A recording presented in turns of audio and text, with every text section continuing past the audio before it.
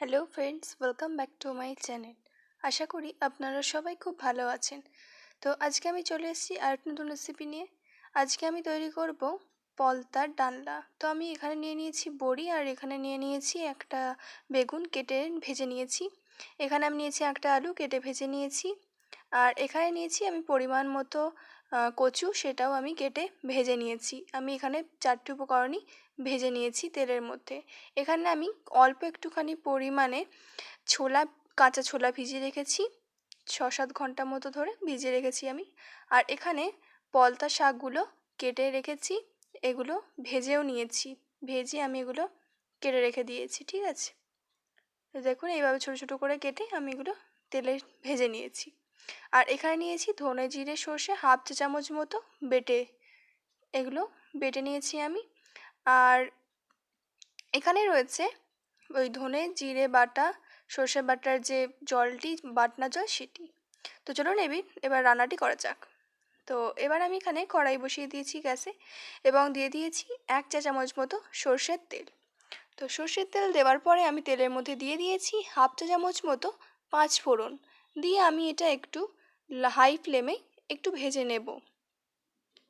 তো হাই ফ্লেমে একটু ভেজে নেওয়ার পর আমি এখানে তেলটা কমই দিয়েছি, কারণ কি আমার সব সবজিগুলো আগে থেকে ভাজাই রয়েছে। তো তাই জন্য আমি এখানে এবার ওলগুলো দিয়ে দিলাম আর বড়িগুলোও দিয়ে দিয়েছি। এখানে শুধু যে বেগুনগুলো ছিল সেগুলো রেখে দিয়েছি। এবার আমি যে বাটনা করে যে বললাম যে জলটা ছিল, সেই জলটা আমি এবার দিয়ে দিয়েছি এবং আরও জল অ্যাড করছি আমি। যতটা আমার সবজির পরিমাণ সেই অনুযায়ী আমি এখানে জলটা অ্যাড করে দিচ্ছি এখানে। তো আমার জল অ্যাড করা হয়ে গিয়েছে, আমি এবার এটাকে একটু ঘেঁটে দিচ্ছি, নেড়ে দিচ্ছি আর কি, হালকা হাতে জাস্ট। তো এরপর আমি দিয়ে দিচ্ছি 1/2 চা চামচ মতো হলুদ গুঁড়ো, আর দিচ্ছি 1 চা চামচের 1/2 চামচ মতো নুন, আর দেব 1/2 চা চামচের ভর্তি লঙ্কা গুঁড়ো। আপনারা আপনাদের স্বাদ মতো ইউজ করবেন।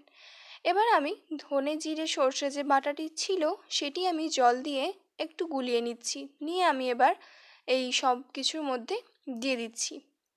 দিয়ে আমি যে ছোলাগুলো ভিজিয়ে রেখেছিলাম সেই ছোলাগুলো জল ঝরিয়ে দিয়ে দিলাম। দিয়ে এবার আমি এটাকে ফুটতে দেব। 10 মিনিট পর আমি আবার চলে এসেছি। এই দেখুন, এটা আমি এবার খুলছি। দেখুন এটা ফুটে গিয়েছে খুব ভালোভাবে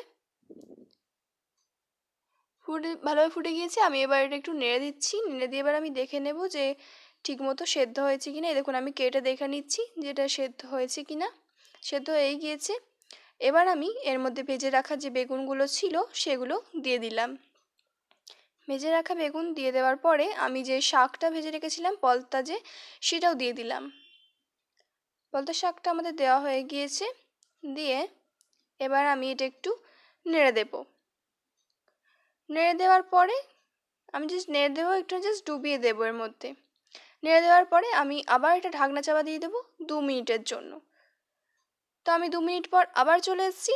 এই দেখুন আমাদের এই যে পলতার ডালনা, এটা রেডি হয়ে গিয়েছে। এবার জাস্ট আমি এটা একটুখানি দেখে নিচ্ছি যে সবগুলোই ঠিকমতো সেদ্ধ হয়েছে কিনা। দিয়ে আমি একটু জাস্ট নেড়ে দিয়ে এবার এটা আমি গ্যাস অফ করে দেব এবং এটি খাবার জন্য প্রস্তুত। এটি ভাতের সাথে আপনারা খেতে পারেন। আর ভিডিওটি কেমন লাগলো জানাতে ভুলবেন না, কমেন্ট সেকশন খোলা রয়েছে। চ্যানেল নতুন হয়ে থাকলে চ্যানেলটি অবশ্যই সাবস্ক্রাইব করে পাশে থাকা বেল আইকনটি প্রেস করে দেবেন, যাতে আমার সমস্ত ভিডিও নোটিফিকেশন আপনাদের কাছে সব থেকে আগে পৌঁছে যায়।